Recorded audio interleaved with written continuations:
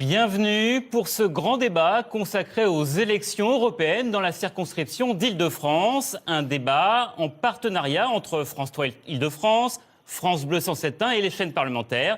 Et Michaël Zemès, vous représentez Public Sénat. Vous allez animer ce débat avec moi. Bonsoir Michaël. Ravi de vous retrouver, Daïk. Et si vous voulez revoir ce débat, bien entendu, sur les sites internet de nos deux chaînes respectives. Et n'oubliez pas les réseaux sociaux, bien entendu. Et pour ce soir, France 3 Île-de-France met en place un second écran. Si vous avez des précisions en direct à demander sur ce débat, n'hésitez pas à nous poser vos questions sur notre compte Twitter, @France3Paris. Nous tâcherons de répondre à vos interrogations. Et un débat, bien entendu, se fait avec des invités, les 6 chefs de file des partis qui ont des élus au Parlement. Ils sont avec nous. Je commence d'ordre de présentation. Pervenche Berès, bonjour. Bonjour. Vous représentez le Parti Socialiste. Face à vous, Alain Lamassoure. Bienvenue, vous représentez l'UMP. Bonjour. Pascal Durand, vous conduirez la liste Europe Écologie. Bienvenue à vous. Bonjour. Et Marielle de Sarnez, vous conduisez la liste Les Européens, qui est en fait la liste centriste de l'Union, de l'UDI et du MoDem. Bienvenue. Absolument. Et on continue, Patrick Le Yarrick, bienvenue pour le Front de gauche. En face, Aymeric Chauprade, vous représentez le Front National. Bienvenue. Bonjour. Alors Michaël, il y a 25 autres listes en présence en Île-de-France. Ça fait 31 en tout. Je vous rappelle, c'est une élection qui a lieu sur un seul tour, le 25 mai, qui enverra 15 députés franciliens, donc 31 listes dont vous pouvez voir les noms qui s'affichent et qui déroulent sous votre écran. Alors, c'est le record en France, c'est donc un scrutin où il y a beaucoup de candidats, mais peut-être moins d'électeurs. C'est le paradoxe de ce cru 2014 des élections européennes, Michaël. Absolument, il y a un contexte politique entre crise économique, crise diplomatique à nos frontières avec l'Ukraine, et puis une crise politique en France. Les eurosceptiques n'ont été jamais aussi près de la victoire. Et puis, il y a ce risque d'abstention massive dimanche prochain. Pascal Durand, vous commencez. Est-ce que ce n'est pas suicidaire d'aller à cette élection dans ce contexte politique ? Suicidaire, c'est-à-dire de faire vivre la démocratie. Vous utilisez des mots qui sont quand même un peu violents. Non, au contraire, c'est très important. L'Europe est un espace démocratique qui est majeur dans notre vie publique. Donc il est essentiel de s'y rendre. Il faut être acteur de sa vie. Et pour être acteur de sa vie, évidemment, il faut participer à cette élection. Ça n'est pas suicidaire, c'est quelque chose de très important. Alain Lamassoure, vous n'en êtes pas à votre première campagne européenne. En 2009, le taux d'abstention était en Île-de-France de 58%. Donc on ne découvre pas ce phénomène. Il y a toujours eu un taux d'abstention fort. Qu'est-ce qu'il y a de particulier dans cette campagne européenne-là sur l'ambiance, l'atmosphère ? Ce qu'il y a de particulier, c'est que, paradoxalement, c'est la première fois que nous avons une campagne électorale européenne qui est un véritable enjeu. Les fois précédentes, les Français n'allaient pas voter parce qu'ils ne savaient pas très bien quels étaient les pouvoirs du Parlement européen. Il n'y avait pas de Monsieur Europe. Désormais, grâce au nouveau traité européen, et pour la première fois, ceux qui seront élus le 25 mai seront ceux qui font les lois en Europe. C'est-à-dire que désormais, il ne peut plus y avoir de décision européenne s'il n'y a pas un accord entre les gouvernements d'une part et le Parlement européen d'autre part, qui aura le dernier mot. Et d'autre part, pour la première fois, tous les Français également établis hors de France, qui sont rattachés à l'Île-de-France, vont élire un monsieur ou une madame Europe. Chacune de nos familles politiques a choisi son candidat. Pour le Parti populaire européen et l'UMP, la CDU allemande, nous avons choisi Jean-Claude Juncker. Donc, ça n'est pas une élection où on va pour se défouler, ou bien on reste à la maison en disant il n'y a pas d'enjeu. Si, l'enjeu, c'est que les citoyens prennent enfin le pouvoir en Europe, comme ils l'ont en France, comme ils l'ont exercé dans leur municipalité. On reviendra sur l'élection du président, évidemment, au Parlement européen. Pervenche Berès, vous représentez le Parti Socialiste, donc le parti majoritaire en France. C'est pas trop dur sur le terrain ? Le contexte politique ne joue pas un peu en votre défaveur ? Il ne m'a pas échappé que ce scrutin se déroule après le scrutin municipal. Mais moi, je suis tête de liste en Île-de-France pour représenter les Franciliens et les Français de l'étranger dans une élection européenne. Je ne me trompe pas de campagne, je ne fais pas le 3e tour des municipales, je ne fais pas un sondage grandeur nature, donc j'invite ceux qui veulent changer l'Europe à se rendre aux urnes le 25 mai pour se débarrasser d'une majorité qui est à l'œuvre composée par autour de M. Barroso, par des conservateurs et des libéraux qu'incarne également le candidat de l'UMP, M. Juncker. Et j'invite aussi les citoyens à ne pas considérer cette élection comme une élection nationale. C'est un enjeu continental, c'est un enjeu fondamental, c'est un enjeu européen. Alors, ceux qui veulent peser sur le cours de l'Europe doivent aller voter le 25 mai et c'est possible. Madame Béra, je vous rappelle que vous êtes soumis à l'égalité des temps de parole, donc ne parlez pas trop parce que vous aurez plus de temps après pour parler ensuite. On va poursuivre le tour de table, mais nous sommes allés voir les Franciliens pour leur demander s'ils allaient voter ou pas dimanche. On écoute leurs réponses et on poursuit la discussion. Je pense que c'est important de donner son avis, donc j'irai voter comme à chaque campagne électorale. J'ai l'impression qu'on n'en parle pas beaucoup, quoi. Le message n'est pas très audible et on ne sait pas qui fait quoi, enfin c'est un peu particulier.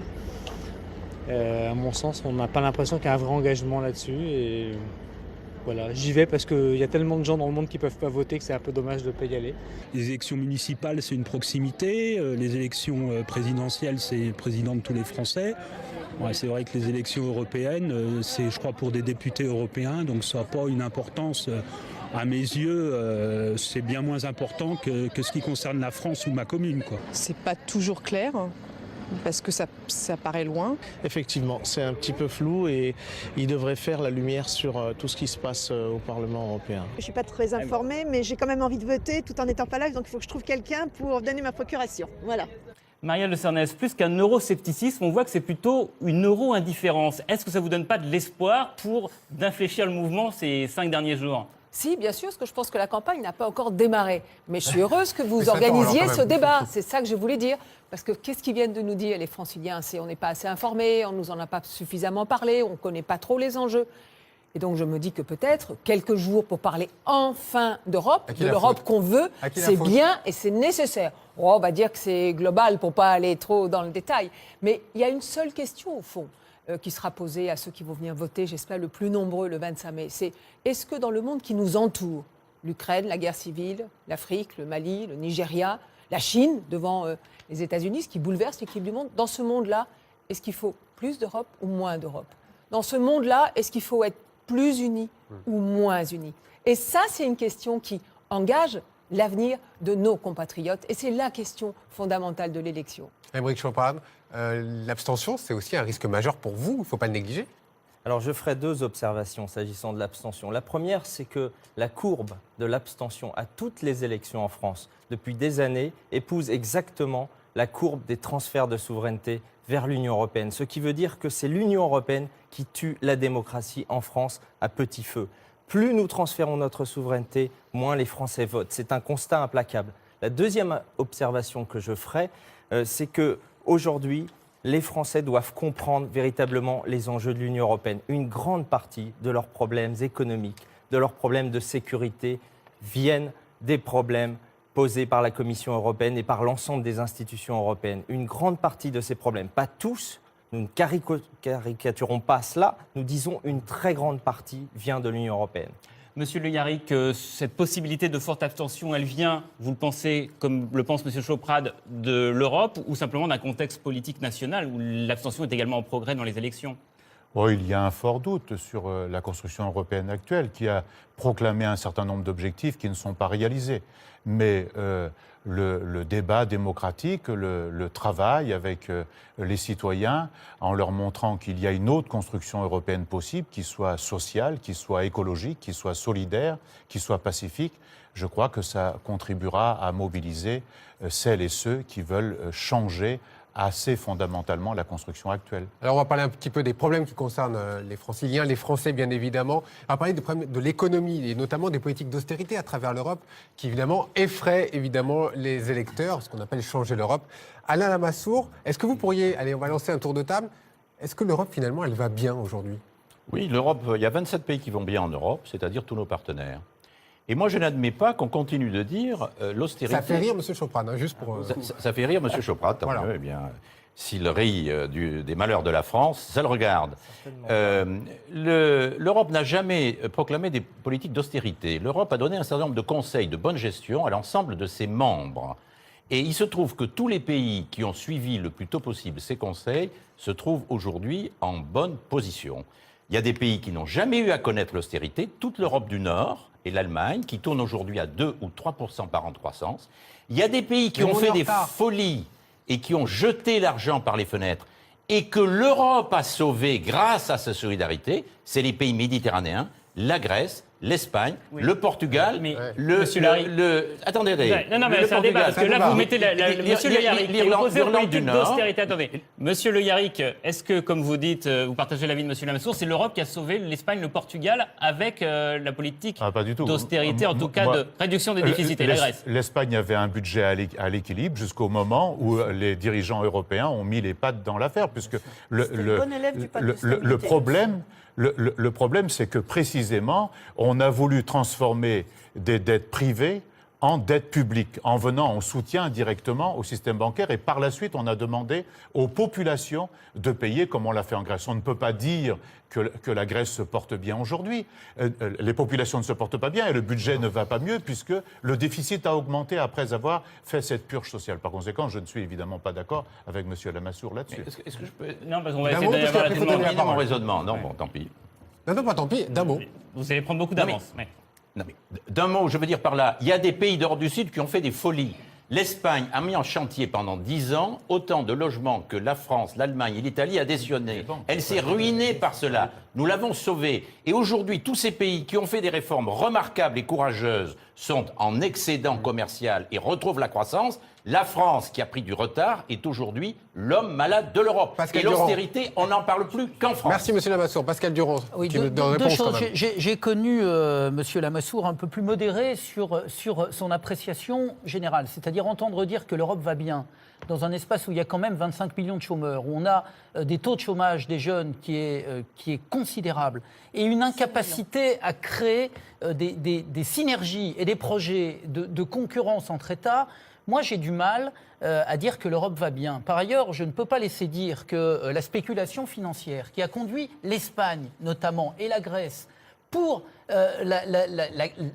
l'enrichissement de quelques-uns, et notamment d'établissements financiers français ou allemands, je ne peux pas laisser dire que ça n'est pas le fruit d'un système. Donc, nous devons réformer ce système, nous devons réguler, nous devons remettre l'intérêt général européen et l'intérêt général des populations au cœur du projet européen. Redonner un souffle. L'Europe ne peut pas être purement comptable et elle ne peut pas simplement mutualiser les dettes quand il y en a et puis après privatiser les profits quand on en a. Ça peut s'améliorer. Il faut réformer cette Europe. Une question à votre voisine, Madame Berès. Vous faites campagne contre l'austérité en tant que candidate aux européennes et en même temps, il y a le gouvernement français qui fait des réductions de déficit pour essayer d'arriver à l'objectif de 3%. Là, on en est à 3,6 l'objectif. C'est pas un peu schizophrénique quand même ? Et merci de cette question. D'abord, je note que M. Lamassoure est plus préoccupé de faire campagne contre l'actuel gouvernement français et l'actuel président de la République que pour une stratégie européenne. Parce que la stratégie européenne qu'il a défendue, que M. Barroso a défendue, que M. Juncker veut continuer à défendre, c'est une stratégie qui justement nous mène dans le mur, qui aggrave les différences entre les États membres et qui ne fait pas mouvement vers cette valeur commune que nous devons mobiliser à l'échelle européenne pour avoir la transition écologique.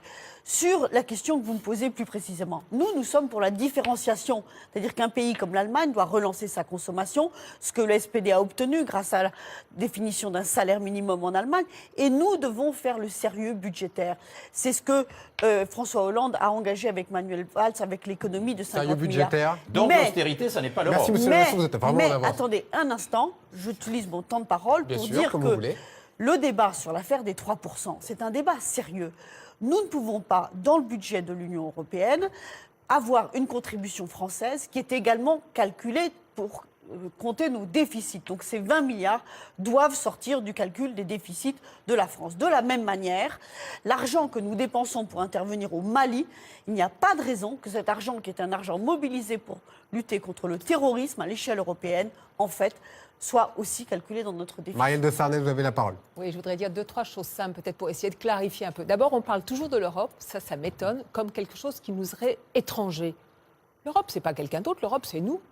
Il n'y a pas une décision qui ne se prenne en Europe qui n'ait été validée par la France. C'était juste un rappel. Hein. Donc on ne peut pas faire de l'Europe, le responsable de toute l'Europe, c'est nous. Ça, c'est la première chose. Ensuite, il y a 2 choses simples. Oui, est-ce qu'il y a des difficultés en France qui sont dues à la France ? La réponse est oui. Quand on a, je ne sais pas, 150 000 jeunes qui sortent chaque année du système éducatif sans formation, ce n'est pas l'Europe, c'est la France. Et donc, nous avons nos propres difficultés et nous devons répondre, les regarder en face, ne pas considérer qu'elles sont de la faute de quelqu'un d'autre, ça nous empêche de les regarder et les régler, y apporter des solutions. En France, Et puis il y a ce que l'Europe doit faire. L'Europe, qu'est-ce qu'elle doit faire? Elle doit se recentrer sur l'essentiel. Et l'essentiel, c'est quoi? C'est la croissance et c'est l'emploi. On a besoin d'une Europe plus intégrée, plus forte, pour créer notre propre croissance et nos propres emplois. Alors, puisqu'on parle de croissance, pour répondre peut-être aux chômeurs qui nous écoutent et qui sont inquiets, le traité transatlantique, M. Choprade, auquel vous êtes opposé, est-ce que ce n'est pas une chance pour la croissance, de faire des équilibres plus équilibrés, des négociations plus équilibrées entre les États-unis et l'Europe? Alors, je ne comprends pas pourquoi vous êtes contre. Je vais vous répondre d'abord sur ce qui se passe sur ce plateau. C'est assez étonnant. Une fois de plus. Ne faites pas le coup de l'UMPS. Non, mais une fois de plus, on assiste à 5 représentants de 5 partis qui fuient leur bilan, c'est-à-dire l'Union européenne actuelle. Ces 5 représentants ici présents ont tous validé la totalité des transferts de souveraineté et des traités, dont le résultat, y compris le Parti communiste qui soutient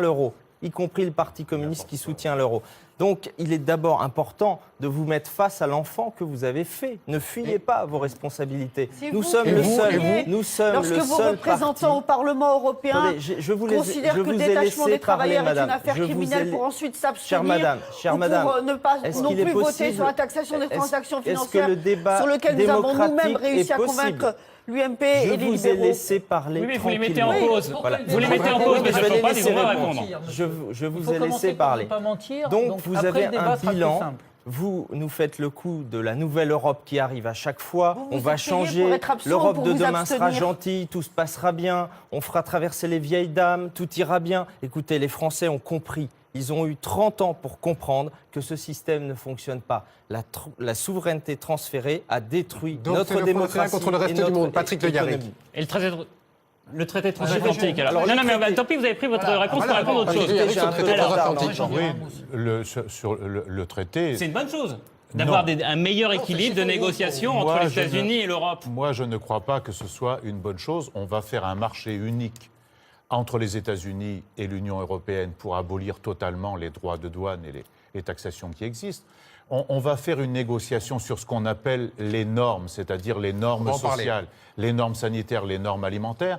Mais par-dessus le marché, pour être sûr de leur coût, ils inventent ce fameux tribunal arbitral international qui permettra à des sociétés multinationales de déférer des États et des collectivités publiques devant ce même tribunal, par-delà le droit national et le droit européen. Autrement dit, c'est un missile terrible et même, je vais même plus loin, je ne comprends pas que des gens qui ont toujours milité pour une certaine forme de construction européenne, même que je ne partage pas, s'engagent là-dedans parce que c'est la fin de l'idée européenne elle-même. Pascal Durand, moi ce que je ne comprends pas, c'est que ces négociations ont lieu actuellement. Oui. Alors dans ces cas-là, si ça ne va pas, autant partir, autant arrêter les négociations. Mais pour notre part, nous avons voté contre le mandat, donc il n'y a aucun état d'âme, contrairement à ce qui vient d'être dit, mais nous n'avons aucun état d'âme sur le fait d'arrêter ces négociations. Vous n'êtes pas sorti du gouvernement sur cette question quand le mandat a été signé par le président de la République. On est en train de parler d'Europe.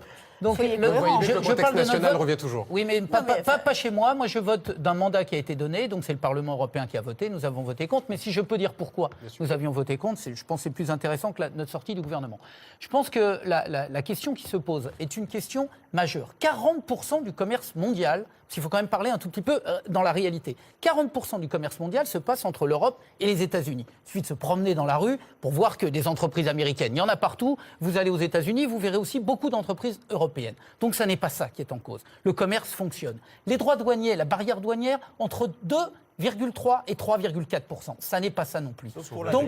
Donc sauf sur la question agricole. Donc la question qui se pose, c'est que ce traité, il a vocation à faire bouger les normes, de manière à pouvoir faire rentrer, notamment sur le continent européen, un certain nombre de produits dont nous ne voulons pas. Le bœuf aux hormones, du poulet à la javel, c'est ça ? Oui, mais pas simplement ça. C'est-à-dire que qu'est-ce qu'on est en train de négocier de manière opaque, puisque nous n'avons pas accès aux conditions de la négociation, ce sont les normes européennes. Donc on a un projet européen à défendre. Nous avons des normes que nous avons mis des années à construire et qui, contrairement à ce qu'on dit, sont d'excellentes normes et qui font de l'Europe une sorte d'îlot dans la planète de garantie, notamment sur la question de santé et d'environnement. Et donc, je n'ai pas envie de le perdre au profit de la loi du pur marché, surtout quand il y a une justice privée derrière. Marielle de Sarnez, vous êtes légèrement en retard de temps de parole. Est-ce que vos petits camarades font de la démagogie anti-américaine ou pas ?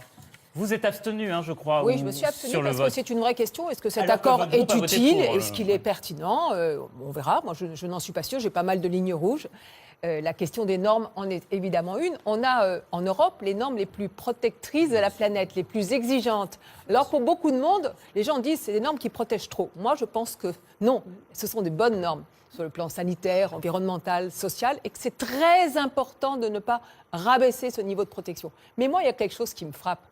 Je le disais tout à l'heure, pas une décision ne se prenne sans que, en France, on ait donné le feu vert. Qui a donné le mandat de négociation à la Commission en juin dernier? certain président de la Le République. chef d'État et de gouvernement, et donc le chef d'État français. Est-ce qu'il y a eu un seul débat en France avant?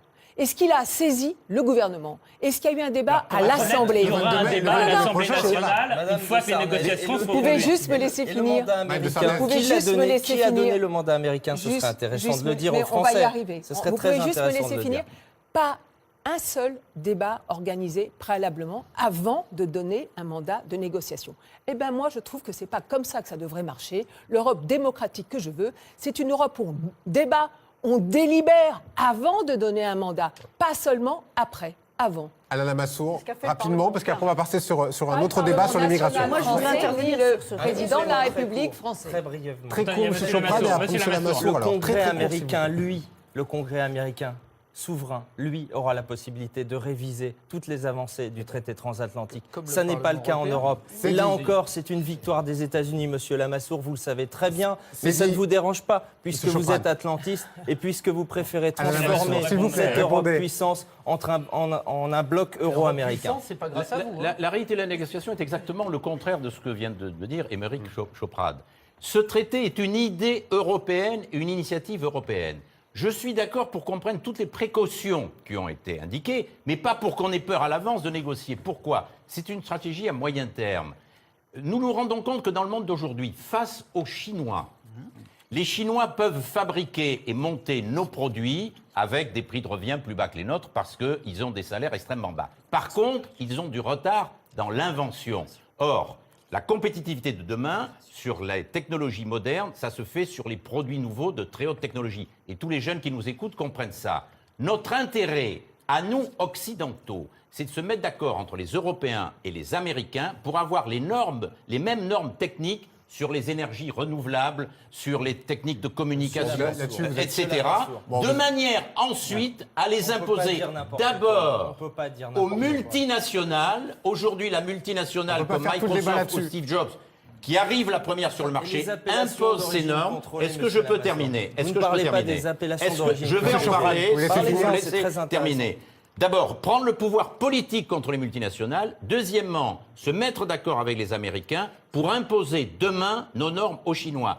Sachant que sur la normalisation, contrairement à ce qu'on pourrait croire, les Européens sont beaucoup plus habiles que les Américains qui ont peur et qui traînent les pieds parce que le marché européen, après 30 ans d'harmonisation, est beaucoup plus intégré que le marché des 50 États des États-Unis d'Amérique. J'ajoute que... Moi, je voudrais intervenir. Non, on va passer à un autre thème. Non, mais parce que je suis la seule à ne pas avoir pu parler sur cet accord transatlantique, sur lequel je me suis abstenue, comme l'ensemble de mes camarades, parce que nous n'acceptons pas qu'il y ait inclus dans cet accord transatlantique cette possibilité de la Cour d'arbitrage qui donne le pouvoir aux multinationales. Là-dessus, vous êtes d'accord avec sur M. le Durand. Sur le fond, pour nous, ce sera un accord de juste échange où il n'en sera rien. Voilà notre ligne de conduite. Alors, Mais là, nous sommes d'accord sur le vote final. Ah bah, nous Nous sommes qu'au début de la négociation. On va passer à un autre Le débat porte sur le point de savoir si on doit négocier ou pas. Vous poursuivrez ce débat au Parlement européen si vous êtes élu, puisqu'il sera poursuivi. Et justement, vous serez l'un des éléments de ce pouvoir en Europe, mais pas le seul. Quel est le rôle d'un député européen? Quelle est sa marge de manœuvre? On va en discuter. Mais avant, on va voir qui décide de quoi en Europe. On regarde cette petite animation. On parle volontiers du triangle institutionnel de l'Europe. Eh bien, ce triangle est un carré. Premier coin du carré, le Conseil européen, les sommets des chefs d'État et de gouvernement. À eux, les grandes orientations, les grandes lignes politiques de l'Union européenne. Ces grands principes doivent ensuite être mis en musique. Et c'est là qu'intervient le second coin de notre carré, la Commission européenne. Elle élabore les textes européens destinés à mettre en application les grandes politiques agricoles, mais aussi le respect de la libre circulation des marchandises et des hommes, ou bien encore les politiques environnementales ou d'aide aux régions. Ces hommes et ces femmes, 28, sont issus des 28 pays de l'Union européenne. Il s'agit pour eux également ensuite de faire respecter ces textes. Des textes qui doivent être étudiés, amendés, puis adoptés par un troisième larron, le Parlement européen. Ces fameux 751 eurodéputés qui, dans la très grande majorité des cas, ont un véritable pouvoir de colégislateur. En clair, ils adoptent des textes qui, à la virgule près, seront identiques à ceux qu'adopteront à l'arrivée les représentants des États. Et ce sont donc ces représentants, réunis en Conseil des ministres spécialisés, qui forment le dernier coin de notre carré européen. C'est à l'arrivée, eux, qui signent les futures lois européennes à l'issue d'échanges constants entre les autres partenaires de ce circuit de décision. Patrick Le Yarrick, vous êtes un petit peu en retard, alors je vais commencer avec vous, si vous voulez bien. Député européen, est-ce que ce n'est pas l'impression de se fondre dans un moule, de faire partie de la masse des autres députés, et finalement on laisse ce petit drapeau à la maison? Non, pas du tout. D'abord, ce qu'il faut bien comprendre et faire comprendre, c'est que un député européen, ça vote ou ça ne vote pas des lois, des orientations, des directives qui ont des conséquences sur la vie quotidienne, puisqu'on dit que désormais les 3/4 de ce qui est voté au Parlement européen est retranscrit dans le droit national. Et même pour un... C'est pas tout à fait vrai, mais on en discutera après. Et même pour un... Comment ? C'est un peu moins, mais on va en discuter après. Et même pour un groupe comme le mien, qui jusque-là n'avait que 34 députés, sur un certain nombre de sujets, nous faisons avancer des dossiers. Nous avons participé à la remise en place du fonds d'aide alimentaire. Nous avons fait un certain nombre de rapports. Par exemple, une de nos collègues a fait un rapport important sur l'égalité homme-femme et le droit à l'avortement, qui malheureusement n'a pas été voté, mais à quelques voix près, nous votions cela, et c'est une proposition qui peut servir après à la Commission et au Conseil. L'élection du président de la Commission, qu'est-ce que vous en pensez? Arnaque ou pas? Si ce qui se dit est respecté, je considère que ce sera un progrès, parce que au deuxième niveau, si vous voulez, les électrices et les électeurs choisiront un président qui restera soit un libéral de droite comme aujourd'hui, ou bien soit à gauche ou plus à gauche. Émile Chopard, lors du grand débat, on a vu, il y avait 5 candidats qui représentaient tous les partis, sauf un petit peu le parti d'extrême droite ou de droite nationaliste, parce qu'il n'y a pas de candidat commun. Ni droite nationaliste, mais il y aura un candidat eurocritique, eurosceptique, souverainiste. Il y aura un candidat de la droite. Écoutez, c'est le FPO d'Autriche. Nous sommes logiques avec nous-mêmes. Nous défendons une Europe des souverainetés et pas une Europe supranationale de la Commission européenne. Il est donc logique de ne pas présenter 2 candidats à cette Commission européenne. Et moi, je voudrais dire une chose à nos amis ici.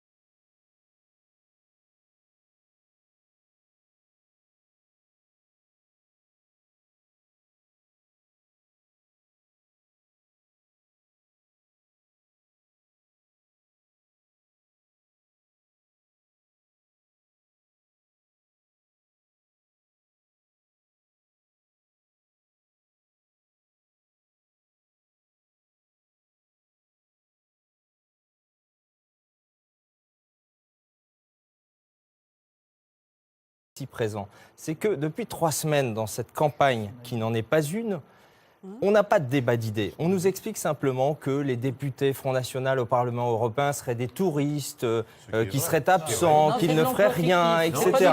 Parce que, alors expliquez-moi pourquoi. Le tourisme n'est pas payé pour ne pas faire si nous ne faisons rien, si nous ne produisons rien, expliquez-moi pourquoi vous avez si peur que nous formions un groupe aussi important au Parlement européen.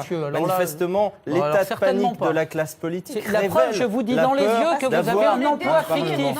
Bien sûr, parce que M. Harlem Désir du Parti socialiste, qui est devenu qui est passé aux affaires européennes, c'est quand même extraordinaire, après avoir été l'un des plus absentéistes du Parlement européen. Monsieur Harlem Désir a été récompensé par le Parti socialiste. Vous connaissez même pas la réalité dans la commission emploi pour défendre les salariés. Je vais vous répondre. Alors répondez-moi ce qu'elle a fait dans la commission emploi pour défendre les travailleurs français. Avec un groupe puissant au Parlement européen. Je ne parle pas d'un groupe, je parle de Madame Le Pen. Vous savez, on n'est pas dans parler. Monsieur Le Yarrick, minoritaire, il vous a démontré qu'il avait réussi à faire avancer des choses au Parlement européen, tandis que vous étiez... Je ne vous habitue pas à la démocratie et à laisser parler. Je vous demande le présent. Moi, je vous réponds avec un groupe... Qu'est-ce que Madame Le Pen a fait à la commission Vous répondez à Pascal Durand, voilà, tout simplement. Voilà, si je peux répondre avec un groupe important au Parlement européen, nous pèserons dans les commissions spécialisées du Parlement, et ce qui permettra notamment de nous battre contre le traité transatlantique important. Et nous avons, à travers des milliers de notes, à travers des milliers de votes... Avec le FPO d'Autriche de M. Haïder. Le FPO d'Autriche est un partenaire tout à fait respectable. On va revenir sur la France, parce que nos auditeurs, nos téléspectateurs, ils votent en France. Ils ne votent pas en Hongrie. Donc, Marielle de Sarnez, je veux en revenir. Est-ce que c'est quand même pas une arnaque de nous dire qu'on va décider qui va être le président de la Commission européenne? Parce que c'est les chefs d'État qui vont proposer un nom et c'est le Parlement qui dira oui ou non. Mais si ça se trouve, ça sera quelqu'un qu'on n'a pas vu au débat la semaine dernière. C'est possible, ils sont 6. D'abord, c'est une bonne initiative que nous avons Voilà, on les voit à l'image. On ça a sera besoin de ces 6-5-là ou ces 5-là. Moi, j'espère que ça sera Guy Verhofstadt. Mais c'est pas obligé. On a besoin de démocratie en Europe. On a besoin de plus de démocratie. Pardon, Alain Lamassoure. On a besoin de plus de démocratie. Et si les chefs d'État et de gouvernement sont là, tranquilles, à penser que les peuples sont contents de ce qui se passe en Europe et sont contents de l'absence de démocratie, ils se mettent le doigt dans l'œil. Et ça ne peut pas fonctionner comme ça. Donc, on a besoin que l'Europe se démocratise. Et comment elle peut se démocratiser? Précisément, déjà, si les citoyens peuvent choisir demain leurs dirigeants, ça pour le et futur. si les citoyens... Non, ça commence déjà. C'est une étape. C'est vrai, monsieur Lamassoure. Est-ce que je peux juste finir Bien ma sûr, phrase? madame. Merci mille fois. Il y a une étape. On va choisir un président de la Commission. Moi, je pense que ce sera Guy Verhofstadt. Au passage, je veux dire que le Parlement européen n'est pas comme le Parlement français. Je salue quelque chose parce que vous êtes cohérente. Vous ne choisissez pas, vous ne raisonnez pas par rapport à une nationalité, contrairement aux Allemands qui, eux, massivement plébiscitent, quelle que soit leur origine politique, Martin Schulz parce qu'il est allemand. Il n'y a pas de Français candidat. Non, mais ce qui est très intéressant, ce qui est très intéressant et ce qui nous révèle que l'Union européenne est favorable avant tout aux intérêts allemands. Donc, je voudrais dire que Guy Verhofstadt sera très bon.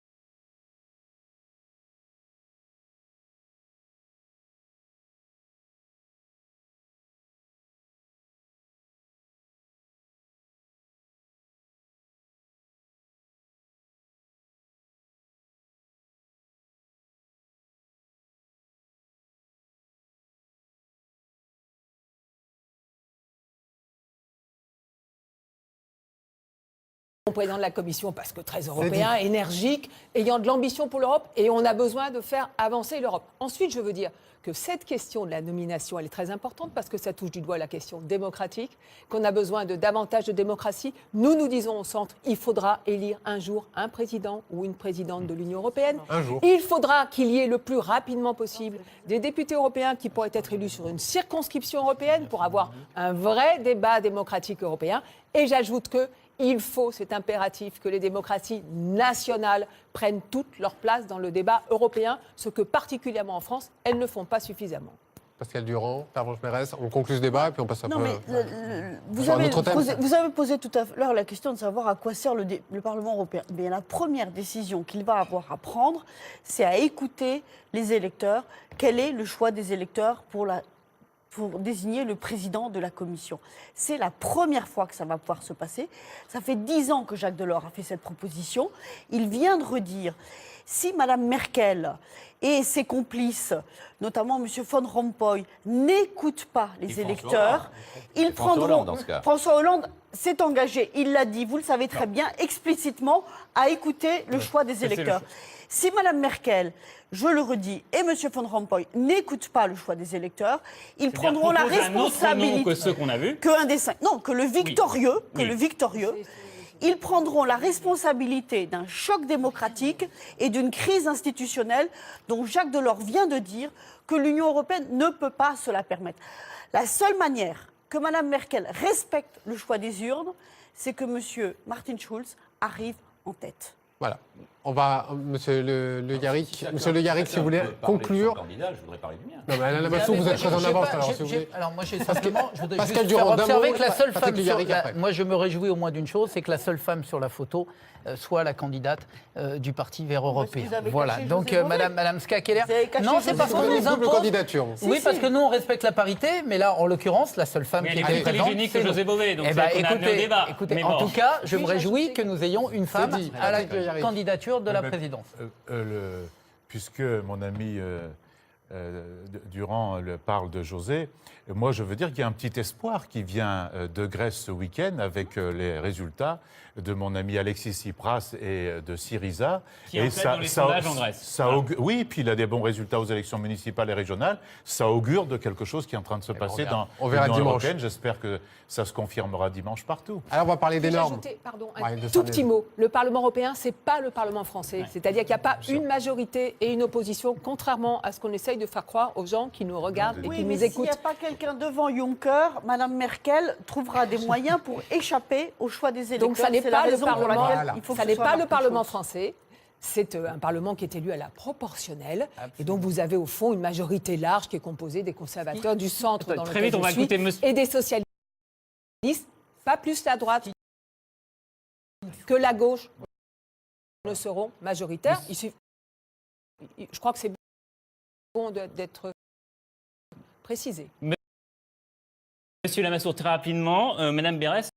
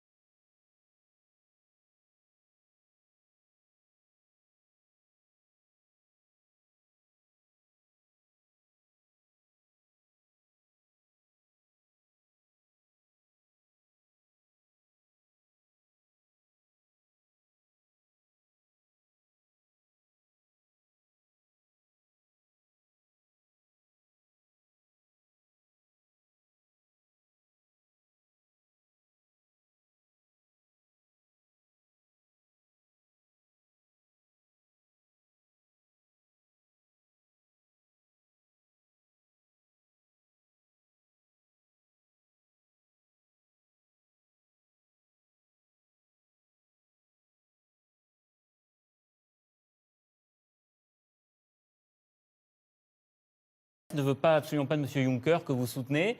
Oui, mais ce qui est normal. Oui, c'est normal. Mais elle fait un procès d'intention à Madame Merkel. Non, j'écoute ce qu'elle a dit. J'écoute ce qu'elle a dit. Oui, mais ce qui est très important, ce sont les citoyens qui vont décider.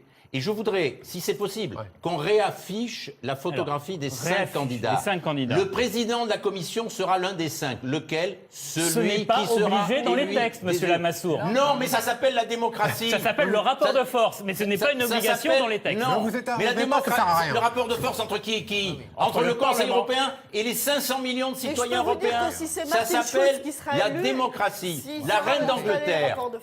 Pardon, Pervenche. Elle n'est pas là. La reine d'Angleterre. Remarquez, serait populaire, elle serait élue. La reine d'Angleterre serait élue. La reine d'Angleterre, théoriquement, après une élection, peut nommer qui elle veut. C'est pas un rapport de force, c'est les citoyens qui décident. Le 25 mai, ça sera les citoyens qui décideront. C'est pour ça qu'il faut aller voter. Est-ce qu'on peut parler dans ce débat de vie quotidienne? Vous avez parlé des normes tout à l'heure. C'est très important. On les moque souvent, mais vous savez que c'est aussi très, très indispensable dans notre vie au quotidien. Démonstration, William Vanquis, Olivier Padin. L'Europe à votre porte, ce n'est pas qu'une expression. Votre ascenseur, par exemple, il doit respecter des normes européennes en matière de sécurité. Une obligation qui a imposé ces 10 dernières années des travaux de rénovation dans beaucoup de copropriétés. On a beaucoup d'ascenseurs qui ont 40 ans, 50 ans, voire 60 ans. On comprend bien qu'à un moment, les règles de sécurité qui étaient applicables il y a 60 ans ne sont plus du tout d'actualité aujourd'hui. Et il fallait donc une remise à niveau de ce parc. Préconisation qui a été faite au niveau européen et traduite en droit français par une loi prise en 2003. Au quotidien, l'Europe veille aussi à la sécurité alimentaire, avec des normes sanitaires à respecter sur la qualité de l'eau, par exemple. L'an dernier, l'application en France de la directive nitrate avait provoqué la colère du monde agricole. La responsabilité, ce n'est pas une responsabilité européenne, comme bon nombre veulent la faire passer, c'est bien une responsabilité française dans son application. Par exemple, vous avez en Hollande la quantité autorisée de fertilisation, et pourtant on sait qu'on est sur des polders avec de l'eau superficielle à peu près partout, on peut mettre jusqu'à 200 kg d'azote à l'hectare, alors que la France s'est limitée à 170 kg d'azote à l'hectare avec la même directive européenne. L'Europe veille également sur votre argent. Elle a imposé plus de transparence sur les frais bancaires et offert une garantie aux victimes de fraude à la carte bancaire. Quand on est remboursé, eh bien c'est parce que l'Union européenne a mis des règles qui imposent aux banquiers de rembourser lorsqu'il y a des fraudes. De la même manière, en matière de tarification bancaire, eh bien l'Union européenne a mis les pieds dans le plat en 2009 en pointant du doigt les banquiers français comme étant parmi les plus chers de l'Union européenne et aujourd'hui en prévoyant la mise en place de bases de données comparatives. Alors, la France est-elle gouvernée par l'Europe?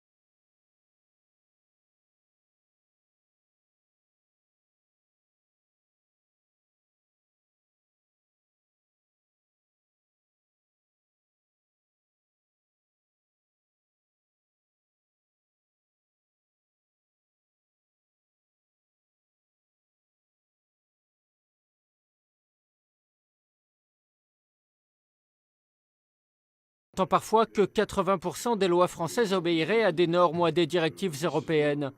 Pour ce spécialiste des institutions communautaires, la réalité, c'est moins de 20%. Ce mythe des 80% demeure parce que il est propagé par les anti-européens qui pensent que tout se passe à Bruxelles, mais sous-entendu en mal. Et parfois, il est aussi propagé par les pro-européens qui veulent notamment inciter les Européens à aller voter. Et pour ça, ils leur disent, bah oui, tout se passe là, tout se passe à Bruxelles, regardez comme c'est important. L'Europe est certes très présente dans notre quotidien, mais c'est toujours à l'Assemblée nationale que se décident par exemple les grandes politiques en matière d'éducation, de logement, de fiscalité ou de protection sociale, des domaines dans lesquels Bruxelles n'a pas encore son mot à dire. Patrick Le Yarrick, on l'a entendu dans ce reportage, c'est pas 80% des lois votées au Parlement que les Français ne maîtrisent pas aujourd'hui. Mythe ou réalité selon vous? Le reportage là est très intéressant. Il y a des choses qui sont montrées là et qui procèdent de la régulation de la vie quotidienne, mais les questions de fond ne sont pas là. La question de fond sur la vie quotidienne, elle concerne par exemple la libéralisation de l'électricité, qui conduit, non, la concurrence n'a pas conduit à baisser les prix, elle a conduit à augmenter les prix. C'est ce que nous sommes en train de discuter en ce moment à propos de ce qu'on appelle le 4e paquet ferroviaire. C'est ce qui se discute à propos de l'ensemble des paquets, des règlements que nous avons votés sur la discipline et la surveillance budgétaire, qui conduit aujourd'hui à compresser les dépenses sociales et publiques avec toutes les conséquences ces lois que sont cela votées a. au Parlement européen et quelle maîtrise pour les Français?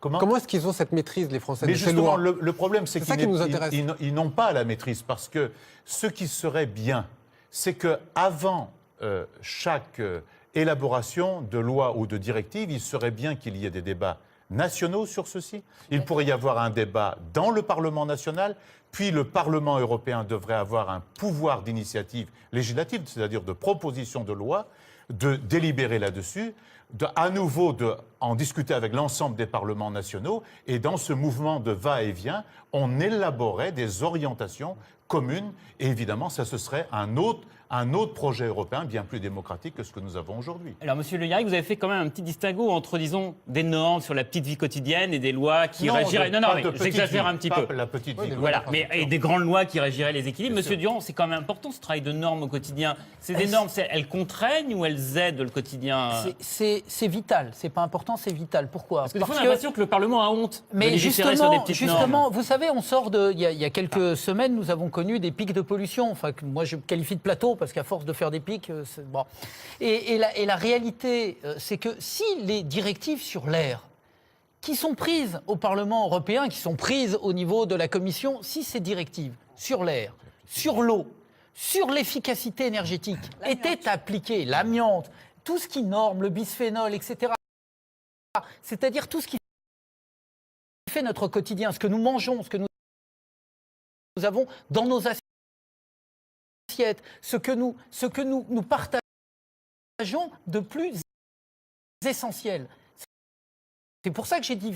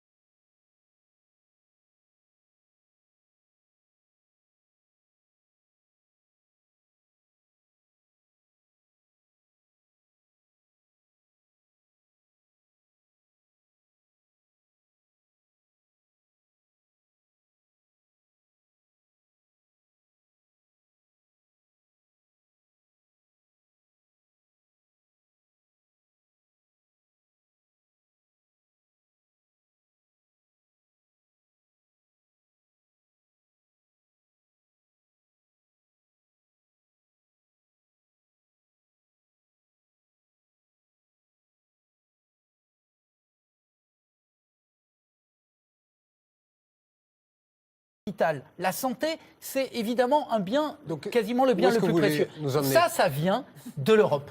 Ça vient de l'Europe. Et ce que je constate, c'est que la France ne respecte pas ces directives et ces normes. Donc, ces normes, elles sont très importantes pour l'essentiel. On ne les respecte pas. Non, pour l'essentiel, par exemple, les particules sur l'air, ça n'est pas respecté. Ça n'est pas respecté. Si c'était respecté, nous n'aurions pas ça. Mais là où je voudrais en venir, non, mais je peux vous êtes plus écologique que M. Durand, c'est ce que vous allez nous dire. Je vais quand même lui faire remarquer une chose, parce qu'apparemment, il a oublié que la France émet moins de gaz à effet de serre que les autres pays de l'Union européenne grâce à son énergie. Grâce à son énergie nucléaire. Est-ce que l'Europe peut imposer des normes semblables à tous les pays où les pays doivent s'adapter en fonction de leur...